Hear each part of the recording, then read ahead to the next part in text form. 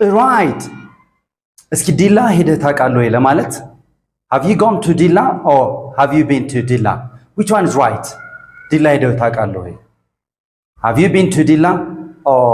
have you gone to ዲላ which one is correct it is have you been to ዲላ እዛ ሆነ ታውቃለህ ወይ ኤክስፒሪየንስ አለ ወይ ማለት ነው ጎረቤቶች የት ሄደ ነው ብዙ ጊዜ ነው ካያችሁ ስትሉ where are your neighbors where are your neighbors it has been so long since I saw them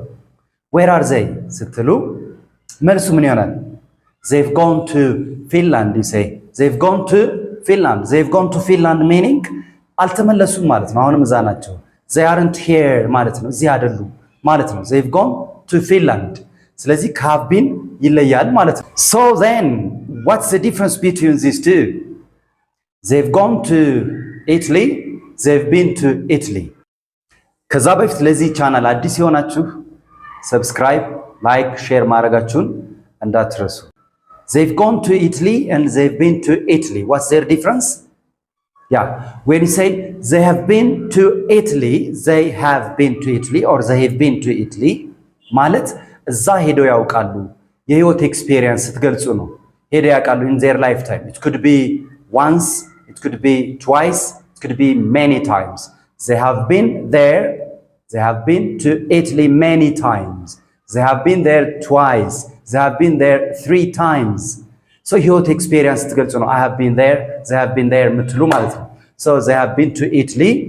many times okay they have gone to Italy ስትሉስ they have gone to Italy ስትሉ that means ሄደዋል ማለት ነው ካውን ጋር ከሃቭ ቢን ጋር ምንም አይገናኝም they have gone to Italy ስትሉ እዛ ሄደዋል ማለት ነው እዚህ አይደሉም they aren't here ማለት ነው still they haven't returned ማለት ነው they haven't returned ማለት ነው but when you say they have been to Italy ሄደው ያውቃሉ ማለት they came back they have been to Italy they came back they have gone to Italy ስትሉ ግን they are still there they haven't returned ማለት ነው አልተመለሱም ማለት ነው that's their difference nice of you please bear in mind this form hasን የምትጠቀሙት ለሂ ለሺ ለኢት ነው ይሄን ካስቀመጣችሁ በኋላ ነው ሌላ መናወራው so he has been to Italy she has been to Italy ይሆናል he she it ከሆነ hasን ነው የምንጠቀመው እሱን bear in mind right good የሚከተሉት ሴንቴንሶች have gone እና have been በሚለው እንጨርሳለን ማለት ወይም has gone has been በሚለው hasን ለሂ she it በማድረግ ማለት ነው number 1 we belong to this restaurant many times it is great we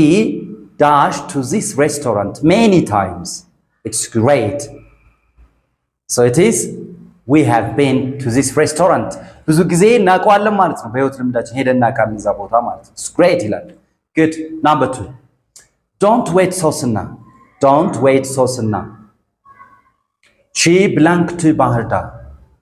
don't wait ሶስና she belong to ባህር ዳር yeah she has gone to ባህር ዳር ያለት እዚህ አይደለችም ማለት ነው አጠብቃት she has gone to ባህር ዳር አልተመለሰችም ማለት እዛ ናት ያለችው አሁንም still she is there that's the meaning when you say she has gone to ባህር ዳር good the last one ዳግም belong to ድሬዳዋ twice ዳግም dash to ድሬዳዋ twice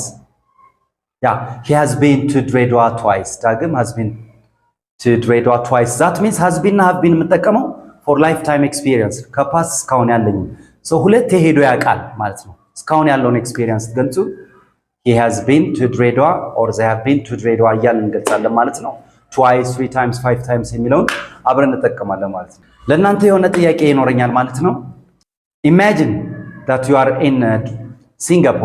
ሲንጋፖር ነው ያለው ብላችሁ አስቡና ከአዲስ አበባ ሰው ይደውልላችኋል እናንተ ግን ሲንጋፖር ናችሁ የት ነህ ብሎ ሲደውል somebody where are you ሲል እናንተ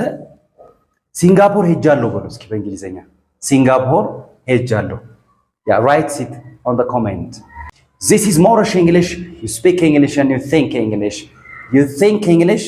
and you speak English thank you